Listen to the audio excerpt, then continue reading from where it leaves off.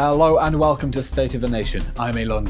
Mandy Damari is the mother of the only remaining British hostage, Emily. She's still trapped in Gaza. She was in Britain a few weeks ago. She begged the British government, please lead an international initiative to get humanitarian aid to the hostages. Keep them alive till we can get them out. And stop voting at the United Nations for an unconditional ceasefire that means not conditional on the release of Emily and the other hostages. And the UK just ignored her. It hasn't put any pressure to get humanitarian aid to the hostages. It went back to the General Assembly and voted for an unconditional ceasefire that would abandon the hostages. And the families are expecting the UK to use its leverage and its pressure as an ally on Hamas's patrons, Qatar, Turkey, Iran. Stop playing nice. These are countries that are backing a terrorist group that is holding a British hostage, and we need British power brought to bear against these countries to force Hamas to let them go now. The mother of the only British-Israeli hostage being held by Hamas has described her increasing fears for her daughter's life after more than 400 days in captivity. Emily Damari was shot and taken by Hamas gunmen from her home in southern Israel on the 7th of October. Her mother, Mandy, has been speaking to our special correspondent, Lucy Manning. Mandy Damari can't hold her daughter Emily, so instead must make do with just a photo. After more than 400 days as a hostage, she fears for her daughter's life. I fear that she's dead. She's the main fear. And if she's not dead, she's not getting enough food to eat. She's not being able to wash herself. There's no water. She could be ill. She's suffering from gunshot wounds. Emily, a British Israeli, was taken by Hamas gunmen on October the 7th. They shot her and killed her dog. She's a Spurs fan, often visiting family here in the UK. Emily is my youngest child. I waited for her for a long time. I love her to the moon and back. She is a special person. You've been having meetings with the British government. What's your view? Are the British government doing enough to help release Emily? If the British government were doing enough, she'd be released already. So obviously there could be more that they could be doing. I have met the Prime Minister and I've met the Foreign Secretary. But they, apart from not getting her released, there's no humanitarian aid getting to the hostages. And she hopes Donald Trump's recent call that there will be all hell to pay if the hostages aren't released will help Emily and the others. It made me a bit more optimistic. It gave me a bit of hope that maybe someone does really care about what's going on there. Someone has to do something and take strong action to get them released. She is a mother counting the days until her daughter is free. Lucy Manning, BBC News. No humanitarian aid is going into Gaza for the hostages. Since Hamas started this war, Gazans have received over 1 million tons of aid. The hostages trapped in the Gaza terror dungeons have received nothing. Emily Damari is a hostage of Hamas and a British citizen. Her mum Mandy is begging the British government, make sure humanitarian aid reaches the hostages. Emily must be released immediately. Until then, she and all the hostages need food and clean water, a doctor's visit and medicine, a change of clothes and a bar of soap.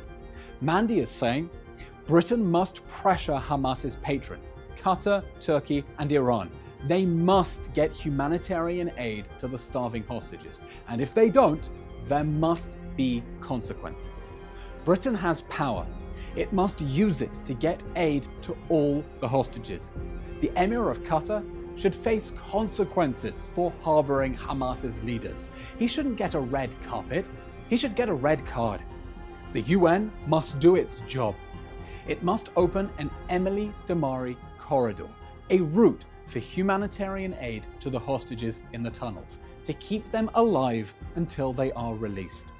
Aid workers who are distributing food and water in Gaza must walk around and ask people, where are the hostages? Because the hostages are at imminent risk of death. The Emily Damari corridor would save their lives. So write to your lawmakers and demand, we want an Emily Damari corridor for humanitarian aid, or there must be consequences. I want us all to take a moment and picture Emily right now, with mental and physical scarring that may never heal, clothed in dirty rags, lice in her hair, probably still in pain from the gunshot wounds in her hand and leg that were not treated properly, shivering, starving, dehydrated, ghostly pale, her breathing shallow, a bucket for a toilet, impossible to get away from the stench, watched over by people who want to murder or rape her, terrified in every waking moment and too scared to fall asleep, fighting to stay alive, minute after minute, month after month, 423 days with no end in sight. She's in hell. If there's a place where injustice is ignored and lies flourish, it's there. The truth, the UN recently tried to pass a ceasefire resolution without demanding the release of the hostages. If it weren't for the US veto, that resolution would have passed, and it would have been a death sentence for our loved ones. Hamas would have no reason to release them. We all told the UN what they didn't want to hear. They're failing. The Red Cross has failed. Not one hostage has received humanitarian aid. Not one has had a visit. Not one family has been given a sign of life. If these organizations had done their jobs, our loved ones would be home by now. Instead, we get excuses, fake supports, and empty promises. I wish I could say my words and the words of the other families were enough to change things, but the truth is the voices of 4 families in that massive institution feel so small. We need more voices, and we need more action. Tomorrow, I fly to England to ask the British government why they supported that UN motion. Emily is their citizen, the only British hostage still held by Hamas. They told me 3 weeks ago they would fight for her. So where is that fight now? Were they actually speaking the truth when they told me they're fighting for her to return home? Let me be honest with you. The fight to bring the hostages home isn't just against Hamas. It's against money, power, politics and egos. The hostages are pawns in a game played by people who don't feel the pain we feel. But I will never stop fighting for Emily. But we, the hostage families, can't do this alone. None of us can. Governments won't act unless we push them. They won't feel accountable unless we hold them to account. Breaking news out of Israel this morning. Shocking hostage taking. Hundreds of Israelis are dead. I want to bring in Israeli government spokesman. Eylon. What happens when the 4-day pause? How do you resolve this? Where does this go? The story of Hadar Goldin is especially personal for me. We were born just a few months apart. He spent some of his childhood in Cambridge, where I had just finished studying when Hamas started the 2014 Gaza war, and I went into the army just afterwards. We could have been friends. We should have been friends. My guest today is his mother, Leah Goldin, who has been fighting for 10 years for closure and a dignified burial. Fighting the world to bring her son home and raising a red flag. Be clear on where we stand. You're saying that as part of the agreement with Turkey, there was supposed to be a clause in which the transfer of goods into Gaza through Ashdod would be conditional on the return of the bodies of the hostages. That was part of the talks. And then you get a phone call from the Prime Minister saying that the national interest supersedes that. It was deleted since it damages the interest of Israel. In reconciliation with Turkey. So this was which is now threatening us with invasion. I take initiative. We meet the people that are behind those initiatives, an initiative to build hospitals. We go to meet Gadi Eisenkot, at that time Chief of Staff, and saying, look, Hadar was kidnapped to a hospital. So how can you live with the fact that you build a hospital without requesting the return of Hadar and Doron? And the initial reaction, no, you don't know what you are talking about. Nothing is happening. But it's happening. We don't ask you to stop food. We don't ask you to stop humanitarian aid, whatever is needed to help people survive, you know. But whatever you give above that, beyond our legal obligations, beyond that, you should request the return of my son. It has been a whole year since the first, last, and only hostage release deal. November 2023, a deal that saw over 100 hostages released from Hamas captivity in exchange for a pause in the fighting and the release of Palestinian prisoners. One of those freed hostages was Aviva Siegel, abducted from her home in Kfar Aza with her husband Keith. But Keith is still a hostage of Hamas, rotting in the Gaza terror dungeons. Allow myself to fall, because if I fall, then who will bring Keith back home? Because I know what Keith is going through. You know, like all the families that are talking for their loved ones to come back and they haven't been there. It's different. It's completely different. Being there, seeing the torture in my eyes, feeling it in my heart, I know what they're going through. And I'll do everything I can. So I'll keep strong, and I'll do everything I can to scream out for them, because they're screaming like I did for 51 days. Keith turned around to me and said, they're going to take us to Gaza. We better run away. And I said to Keith, just do what they say, because they're going to kill us. And I'm lucky that he listened to me, because he wanted to run away. And then in the car, I sat next to Keith and sat next to a terrorist with a knife in front of my face. And the one in front that sat next to the driver had a gun and was pointed in our faces. On the morning of October 7th, I remember we, still in Israel, were watching in horror as we received videos on Telegram of hostages being dragged into Gaza, the jeering, happy crowds. Was that what happened to you? Exactly. I remember going out of the gate and shaking, and then I saw this photographer. The people that got the videos of me on the Telegram, I remember the photographer. I remember his camera. It was a white one. He was a tall, dark. He looked like an Arab. He looked different than us. And I'll never forget his face. While I was shaking, and they were just shouting Allahu Akbar. They were just the happiest people in earth. And coming into Gaza, there were families with babies, older people standing with their sticks and clapping their hands and shouting and shooting in the air. And the happiest people in earth, while I was shaking, Keith was shaking, and we just didn't understand what is going on. What are we doing in Gaza with our pajamas? Keith is 65 years old. I'm 63.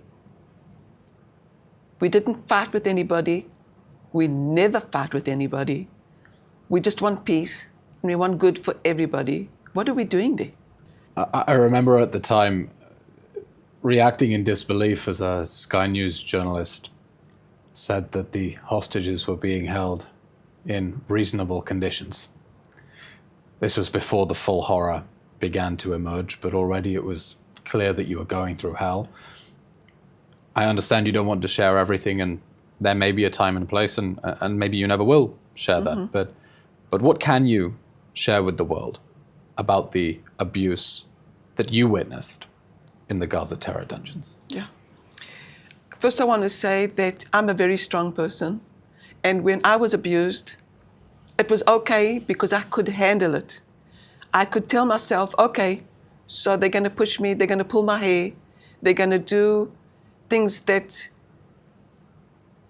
are crazy to somebody that's just an innocent person that's 63 years old. But the worst moments for me were when they tortured Keith and they tortured the girls. So, what do you mean by torture? One of the girls, when she came back from the bathroom, I knew that I wasn't allowed to hug her because we weren't allowed to show any feelings.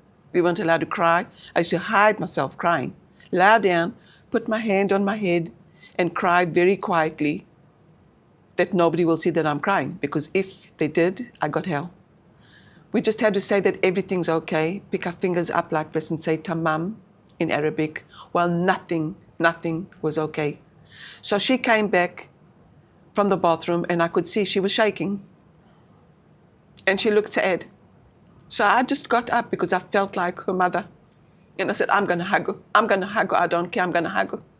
So I got up and I gave her a hug. And immediately, a second later, this Hamas terrorist came in and started screaming at us. And I saw him. She was with her head towards the other direction. And I looked at him in the eyes and I said, don't worry. I love her. Because I didn't know what happened. And I was sitting on the floor, and I remember her talking to Keith and to the other girls that were with us. We were 5 at that time. And they were whispering. And I couldn't hear because my ears can't hear, because one of the missiles about 13 years ago really damaged my ears, and everything that was happening there, I couldn't hear while they were whispering. And I remember them whispering for quite a while, and everybody was sad. Everybody, the atmosphere in the room was different than when it was before she came in. And I didn't know what happened, but I could feel that something happened. And then she came up to me and she said, Aviva, she whispered, and she said, Aviva, I want to tell you something. And I looked in her eyes and she said, you touched me. And she told me what he did. And then after a couple of weeks, one of the girls told me that Keith asked them to protect me, not to tell me hard things, and to keep hard things away from me because they're too difficult for me. So I do know that she didn't tell me everything. And that she thought about how telling me and what telling me, because she knew, and she respected Keith and she respected me. And I know that the girls did that often.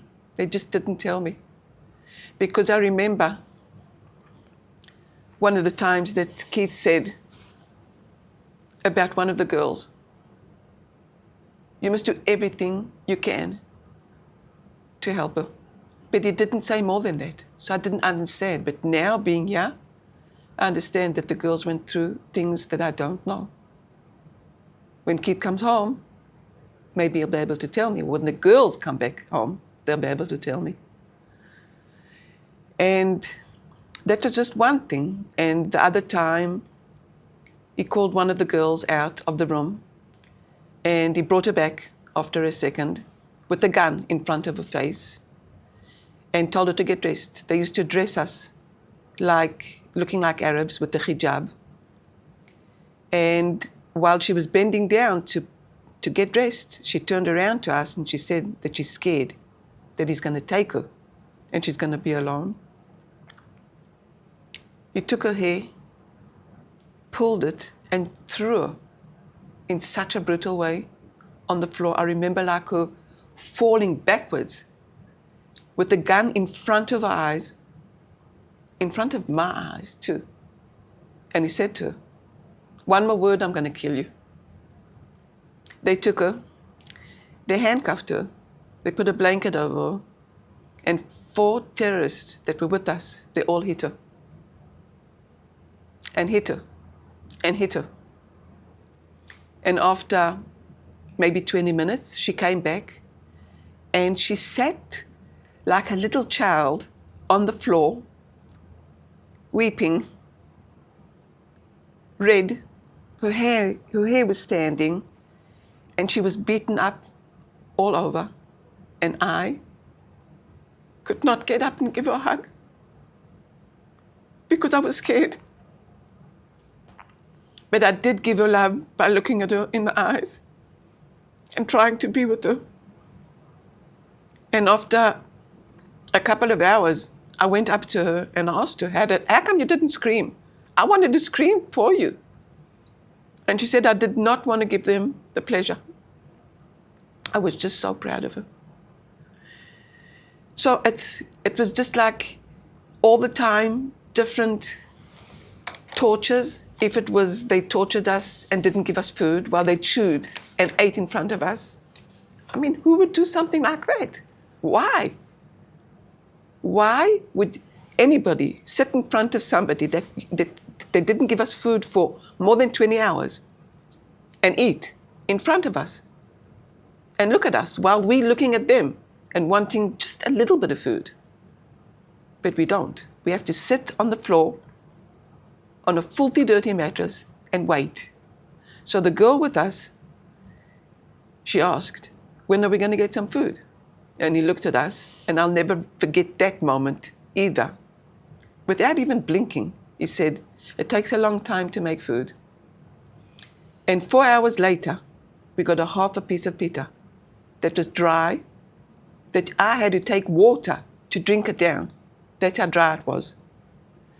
So I said to myself, okay, tomorrow morning you'll get a little bit more. Wait. And we got another half a pita. And that was the moment that I started hiding food for Keith. He lost a lot of weight. I lost 10 kilos while I was in Gaza. And Keith too, I'm sure. So I decided that every time we get a piece of pita, I'm going to break it in half. I'm going to bring a piece of tissue, and I'm going to hide it underneath the mattress. And that's what I did. And the girl, after a couple of days, said, "I'm going to throw it away. You're not going to eat it." So I said, "No, we'll eat it, even if it's bad," because we were starving. We were starving. And water, so many times, we didn't get any water. And so many times we got just a little bit of water from a bottle that the terrorist had been threatening us all the time, that he drank most of the water and just left us a little bit of water of the bottle that he drank from. So one of the days, I was starting to feel really bad. I had an infection in my stomach most of the time that I was in Gaza. And I asked Keith to ask for water again because I was too scared to ask for anything. And Keith begged. And he looked at me and he said, "But I've begged so many times, and you saw what happened." So he took the bottle and didn't say a word, and he just held the bottle like this and waited for the Hamas terrorists to bring us water. They were drinking water. And he looked at us and he said like this, as if, "What are you doing?" Knowing exactly what Keith was doing. And then 15 minutes later he came and he like grabbed the bottle like that, filled it with water because there was water in the tap. And I could see that the way that he was walking from the tap to us, because we were like hidden behind a sofa on mattresses on the floor, and I could see that something's going to happen. And I remember him like looking at us, and he just like threw the bottle at us. Why? I just don't understand the behavior. I hate invoking Holocaust analogies, but when you hear stories of people smuggling half a crumb of bread here, half a crumb of bread there, it's impossible not to have flashbacks to that dark period. When you were dragged into the tunnel in Gaza, were you thinking, surely it's only days until the state of Israel strikes a deal, sends in Sayeret Matkal, gets us out? Or are you thinking, oh my God, I'm stuck here forever? Okay. So first of all, the first days, I thought it was minutes, not days or hours. I thought it was minutes that I'm going to be taken out of there, because I was taken in my pajamas and I didn't fight with anybody, and I was taken from my house. So what am I doing there? I thought that they're going to come and take me out. First of all, I want to take you to one of the times that they took us down to a tunnel. And that was one of the worst experiences that I will ever go through in my life. Or Keith, I hope so, because I don't know what's happening to Keith now. But they took us down into a tunnel, and we were walking down. It was dark and slippery, while the Hamas terrorist took care about himself because he was walking with a torch in front of us. And we're trying to walk down, and we're walking and walking, and then he turns around and he says, "Don't worry, 40 meters underneath the ground," and he said, "City, don't worry." I couldn't see a city there. I couldn't hear anything. I couldn't see anybody. And they took us to a little arch that was small, and he did this with his hand, and we knew that's our new house.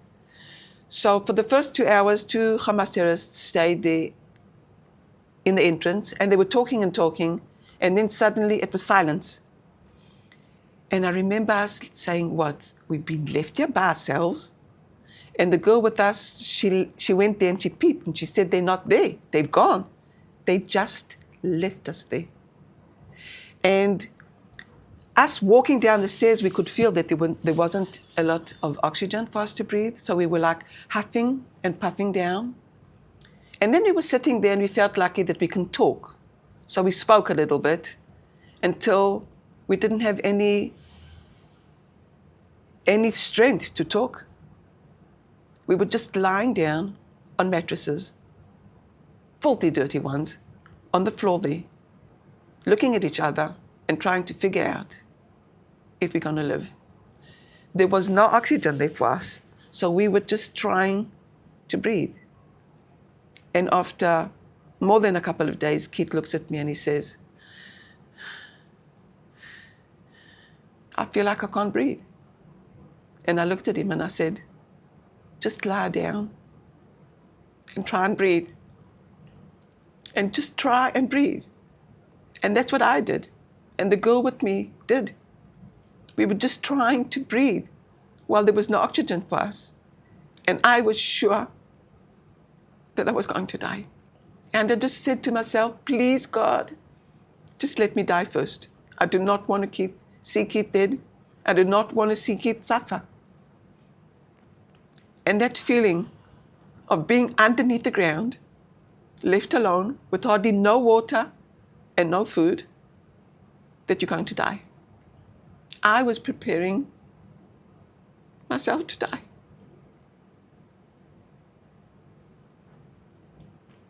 Because we were left there alone, just the three of us. And I'm lucky that I had the strength to comfort Keith and to be with him.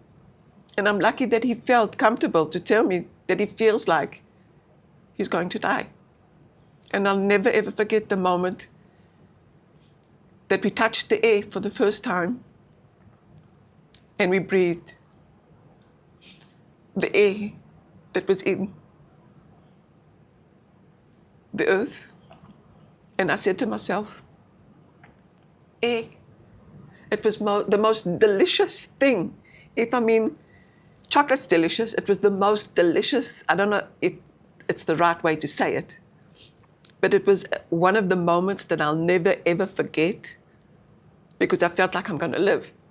And that's just a very, very special moment. But we weren't told that we're going to go through hell after that. We thought that we were lucky because they took us to a house with 2 terrorists. They threatened us, starved us, hit us, screamed at us, frightened us, all the time. All the time. We had to lie down from 5 o'clock until the next morning, until about maybe 9 or 10 in the morning, and not move. We weren't allowed to stand. We weren't allowed to move our bodies. And I remember being complete and utterly caught, and Keith was caught. And not to talk about Keith's ribs that were broken. They used to force him to sit. While he could hardly sit, he could hardly breathe with his ribs broken. And I even tried to help him some of the times. And I used to beg them, just give him 5 minutes, just 5 minutes to relax his body, to let him lie down. And they said no. Keith's 65 years old. And I just want to tell you a little bit about Keith. He's American. He comes from North Carolina, Chapel Hill. His father was a professor of public health. He taught in UNC. Many, many people from all over the world. And he came to live in Israel. We fell in love very, very quickly. I got married. I wasn't even 20 years old. I was a week before I was 20. Because Keith is the most special, gentle, loving person he knows. And he does not deserve to be there. He does not deserve to go through hell like he's going through. And it just doesn't seem right. It seems like the cruelest thing he knows, that us, as humans, know what they're going through and that they're still there. None of the hostages deserve to be there. All the hostages. Obviously. Yeah. And since you were freed in the hostage release deal in November, you've been extremely vocal campaigning. I wonder if you can tell me a little bit about your conversations with government officials. To what extent you feel that they understand the crisis of the hostages and really are doing everything they can to get them out? I've got a feeling, it's just a feeling, that Biden is trying to do everything he can. Everything he can to get them. I believe that he really understands Katz's situation and all the hostages that are there. With Bibi Netanyahu, I feel that it's different. I'm not a politician, but I can tell you what I feel. Keith and the hostages and the girls that I was with and the hostages that are still there. Emily, that's my daughter's best friend, and Gali and Ziv and Doron from Gaza. They are still there. Professor Jonathan Dekel-Chen was a resident in kibbutz near Oz, a mile away from Gaza, with his family. By the grace of God, he wasn't home that gruesome weekend and survived. But his son, Sagid Dekel-Chen, 35, a US Israeli citizen, was taken hostage as he fought to hold back the terrorist invasion. At around 6:45 in the morning, he was one of the first people who was awake, of course, on the kibbutz, who spotted groups of terrorists that had come in. And he spotted a group, immediately notified the kibbutz as a whole that there were terrorists inside the kibbutz, and our first responder team that's on the kibbutz, so that they could get organized to figure out what comes next. He then spent the next couple of hours as what turned out to be 200 heavily armed, well-trained Nukhba terrorists rampaged through the kibbutz, along with several hundred looters, mostly unarmed, but violent in their own right, from little children all the way up to grannies. These were civilians from the Gaza Strip who came in with the second, the third wave into Israel? Very close on the heels of the Nukhba terrorists, evidently. Streamed across in the hundreds, if not thousands, into Nir Oz to essentially steal anything that they could get their hands on, and then burn whatever they couldn't move or didn't want to move. So that included, in the end, everything from my grandchildren's tricycle that I had near my home to our largest farm machinery.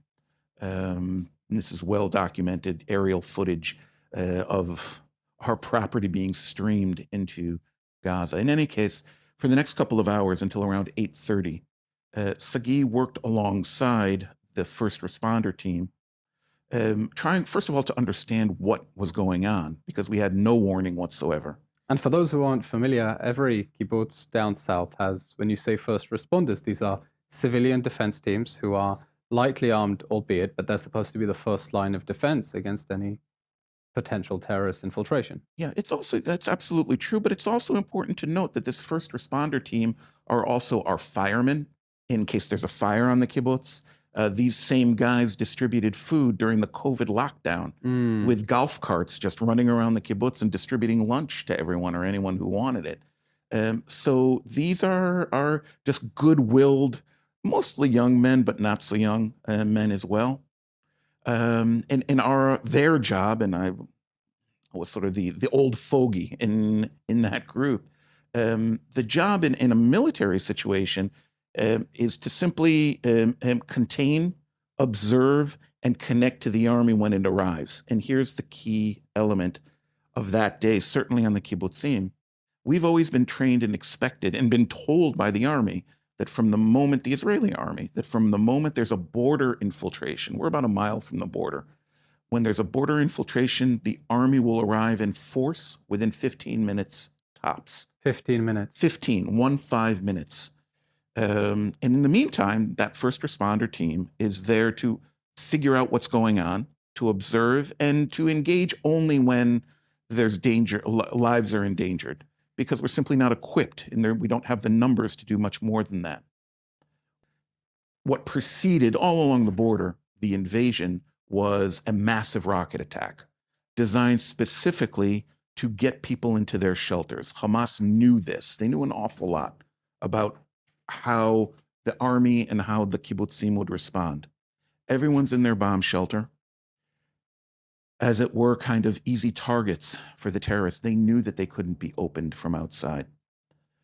Those people and the first responder teams were communicating this to our people, although it was difficult to communicate because inside the bomb shelters, there's no telephone reception. So not all information was transmitted. What they tried to transmit was that to try in any way possible to hold the door closed. If you happen to be a very strong man, or if you happen to be very creative and jerry-rig the door handle in such a way that it couldn't be depressed, they could not get in. When they could not get in, where possible, they would fire through the door. In some cases, we learned the doors were bulletproof. In other cases, they weren't. If firing in with their Kalashnikovs didn't work, they fired RPGs into the safe rooms through the doors. If that didn't work, they set explosives. And if that didn't work, they set the house on fire. Believing, and it was correct, that those who were in the bomb shelters faced one of two alternatives: to remain in the shelters and die of smoke inhalation, which many did, or to exit the shelters and then either be executed on the spot or be taken hostage. I don't know if a true Israeli victory can be gained after October 7th, no matter what the military outcome of the war. I don't know. I know for sure that we can't even start to talk about victory if the hostages don't come home. My guest today brings to bear decades of experience on the field as a military correspondent, Jerusalem Post editor-in-chief, author, and now fellow at the Jewish People Policy Institute.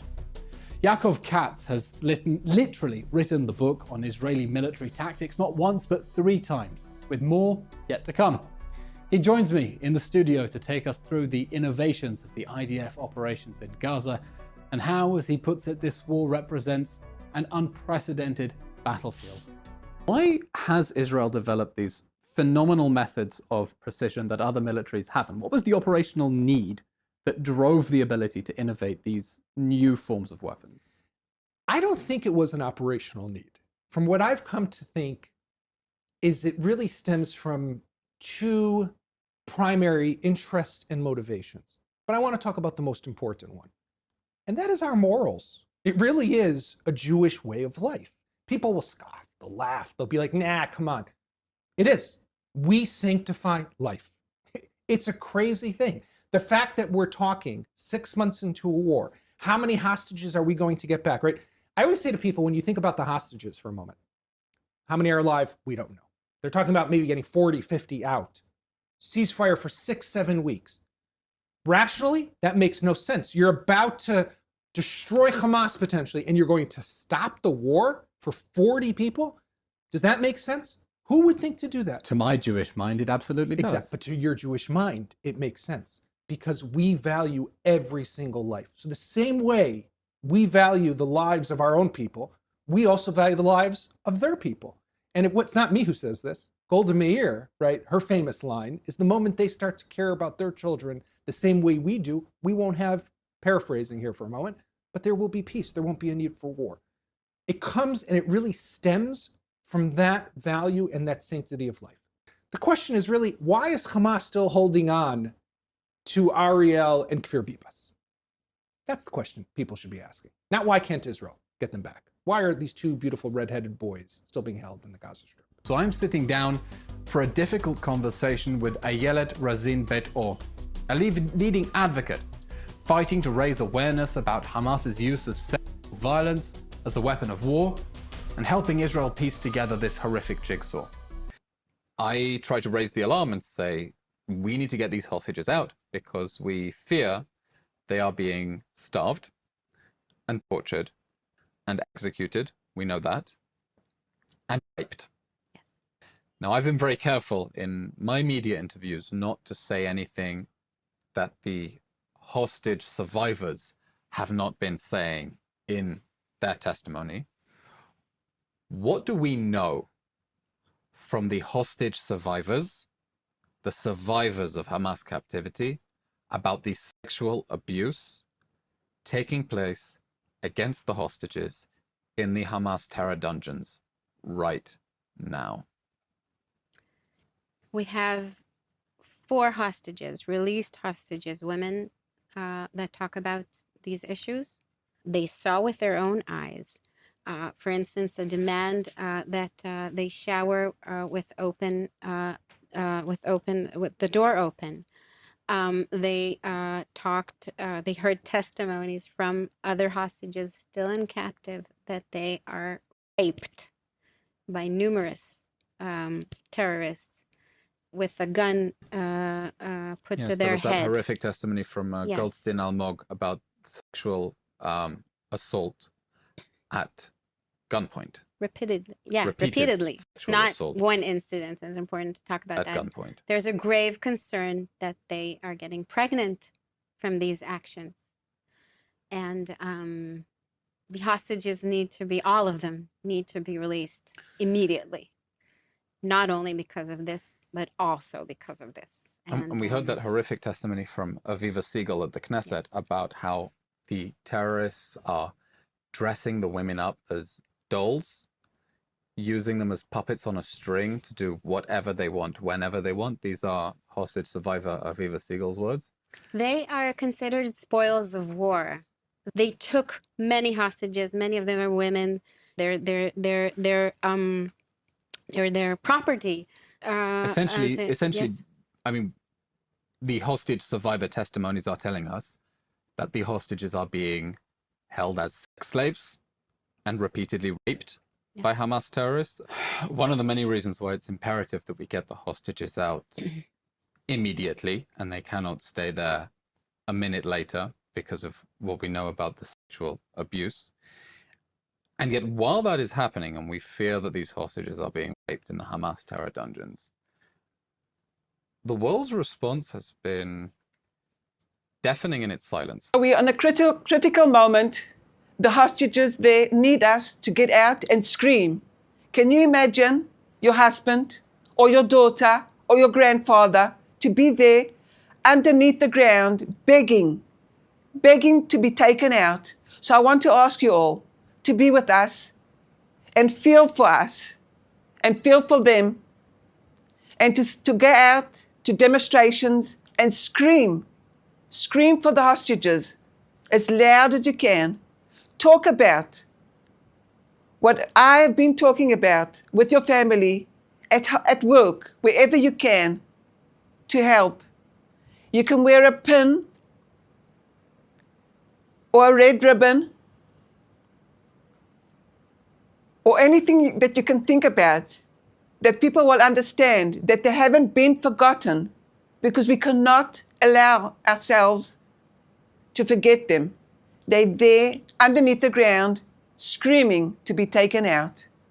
And that brings us to the end of today's episode of State of a Nation. If you find these episodes informative, please follow and subscribe on YouTube, Apple Podcasts, Spotify, wherever you get your podcasts. Follow us on all social media platforms. Please share the link, share the episode with a friend who needs to find that courage to speak up and shout out and scream more for the hostages until every single one of them is home. I'm Eylon Levy, and thanks for joining us.